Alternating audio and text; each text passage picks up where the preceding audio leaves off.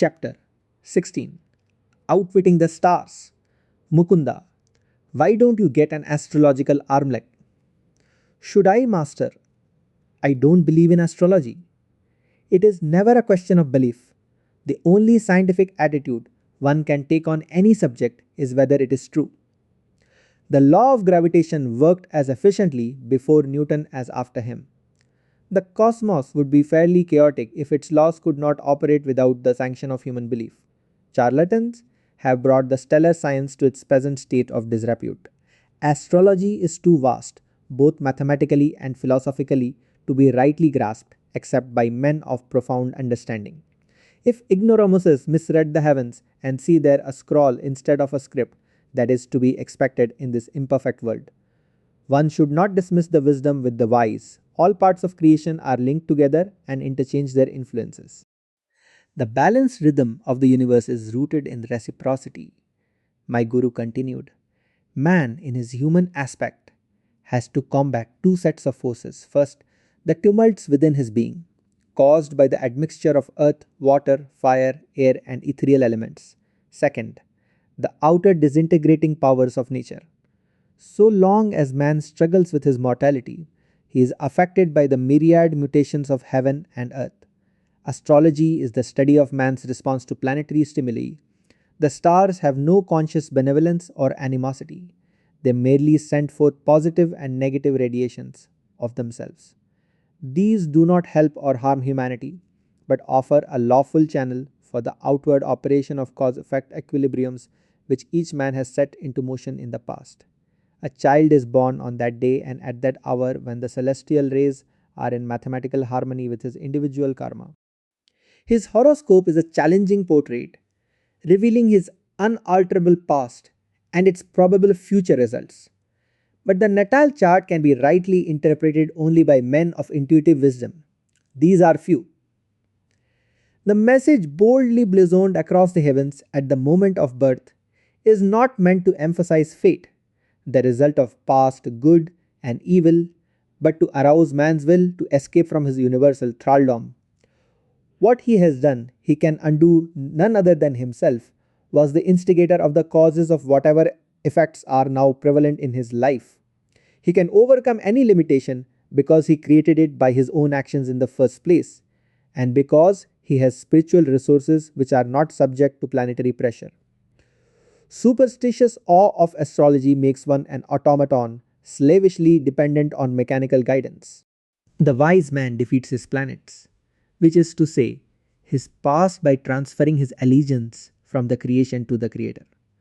The more he realizes his unity with spirit, the less he can be dominated by matter. The soul is ever free.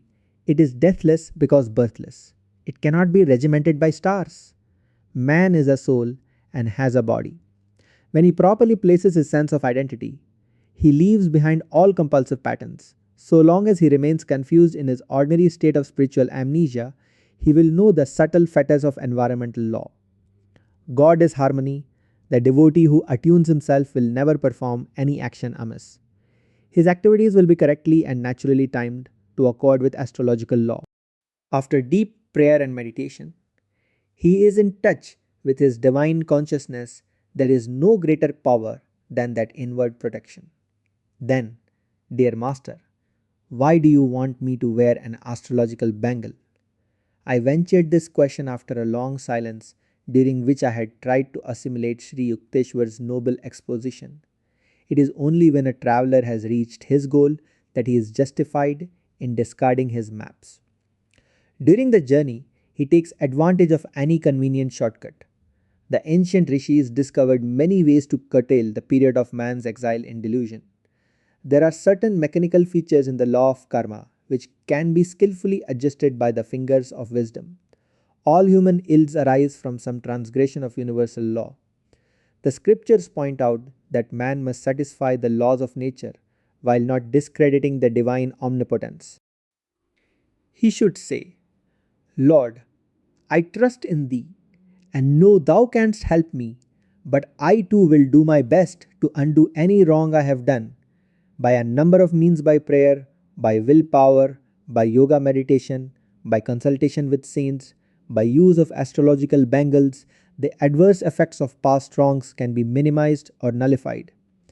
Just as a house can be fitted with a copper rod to absorb the shock of lightning, so the bodily temple can be benefited by various protective measures. Ages ago, our yogis discovered that pure metals emit an astral light which is powerfully counteractive to negative pulls of the planets. Subtle electrical and magnetic radiations are constantly circulating in the universe. When a man's body is being aided, he does not know it. When it is being disintegrated, he is still in ignorance. Can he do anything about it? This problem received attention from our rishis. They found helpful not only a combination of metals, but also of plants, and most effective of all faultless jewels of not less than 2 carats. The preventive uses of astrology have seldom been seriously studied outside of India. One little known fact is that the proper jewels, metals, or plant preparations are valueless unless the required weight is secured and unless these remedial agents are worn next to the skin. Sir, of course I shall take your advice and get a bangle. I am intrigued at the thought of outwitting a planet.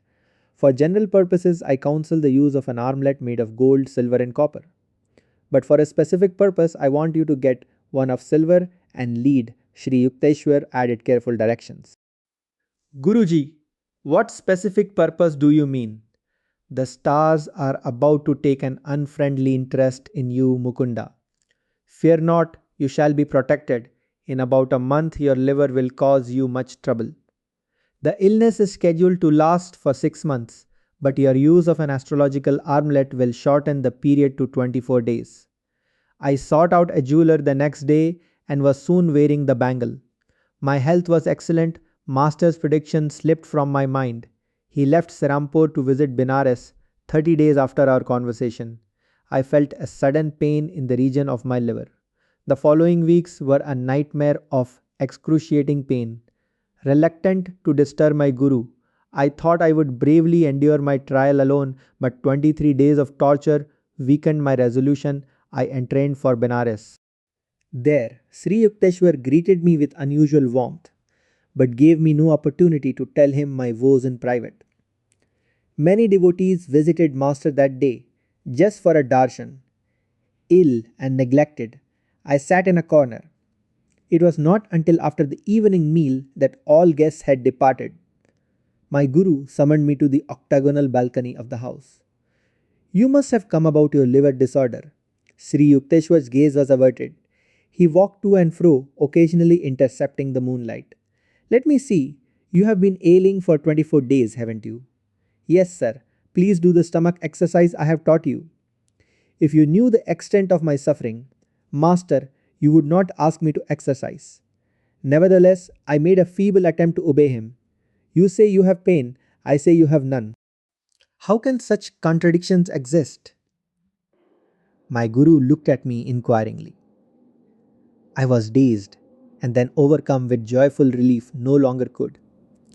I feel the continuous torment that had kept me nearly sleepless for weeks. At Sri Yukteswar's words, the agony vanished as though it had never been. I started to kneel at his feet in gratitude, but he quickly prevented me. Don't be childish. Get up and enjoy the beauty of the moon over the Ganges. But Master's eyes were twinkling happily as I stood in silence beside him. I understood by his attitude that he wanted me to feel that not he but God had been the healer. I wear even now the heavy silver and lead bangle, a memento of that day-long past, ever cherished when I found anew that I was living, with a personage indeed superhuman. On later occasions, when I brought my friends to Sri Yukteswar for healing, he invariably recommended jewels or the bangle, extolling their use as an act of astrological wisdom. I had been prejudiced against astrology from my childhood, partly because I observed that many people are sequaciously attached to it, and partly because of a prediction made by our family astrologer. You will marry 3 times, being twice a widower. I brooded over the matter, feeling like a goat awaiting sacrifice before the temple of triple matrimony. You may as well be resigned to your fate, my brother Ananta had remarked. Your written horoscope has correctly stated that You would fly from home toward the Himalayas during your early years, but would be forcibly returned. The forecast of your marriages is also bound to be true. A clear intuition came to me one night that the prophecy was wholly false. I set fire to the horoscope scroll, placing the ashes in a paper bag on which I wrote, "Seeds of past karma cannot germinate if they are roasted in the divine fires of wisdom." I put the bag in a conspicuous spot. Ananta immediately read my defiant comment. "You cannot destroy truth as easily as you have burnt this paper." Scroll, my brother laughed scornfully. "It is a fact that on 3 occasions before I reached manhood, my family tried to arrange my betrothal. Each time I refused to fall in with the plans, knowing that my love for God was more overwhelming than any astrological persuasion from the past. The deeper the self realization of a man, the more he influences the whole universe by his subtle spiritual vibrations, and the less he himself is affected by the phenomenal flux." These words of masters often returned inspiringly to my mind. Occasionally, I told astrologers to select my worst periods, according to planetary indications, and I would still accomplish whatever task I set myself. It is true that my success at such times has been accompanied by extraordinary difficulties, but my conviction has always been justified. Faith in the divine protection and the right use of man's God given will are forces formidable beyond any the inverted bowl can muster. The starry inscription at one's birth, I came to understand, is not that man is a puppet of his past. Its message is rather a prod to pride. The very heavens seek to arouse man's determination to be free from every limitation. God created each man as a soul, dowered with individuality, hence essential to the universal structure, whether in the temporary role of pillar or parasite. His freedom is final and immediate. If he so wills, it depends not on outer but inner victories. Sri Yukteswar discovered the mathematical application of a 24,000 year equinoctial cycle to our present age. The cycle is divided into an ascending arc and a descending arc, each of 12,000 years.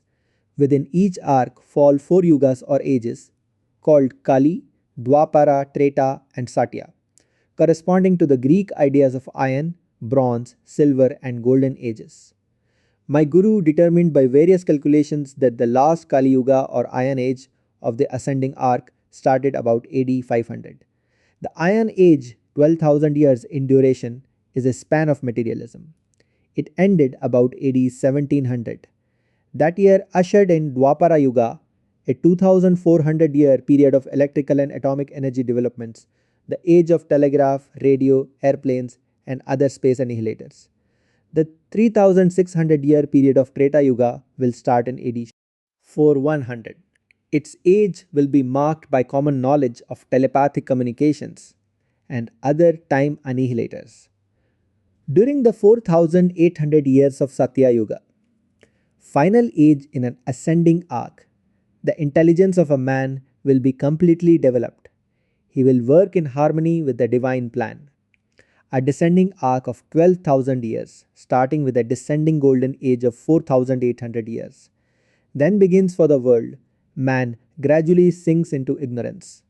These cycles are the eternal rounds of Maya, the contrasts and relativities of the phenomenal universe. Man, one by one, escapes from creation's prison of duality as he awakens to consciousness of his inseverable divine unity with the Creator. Master, enlarge my understanding not only of astrology but of the world's scriptures.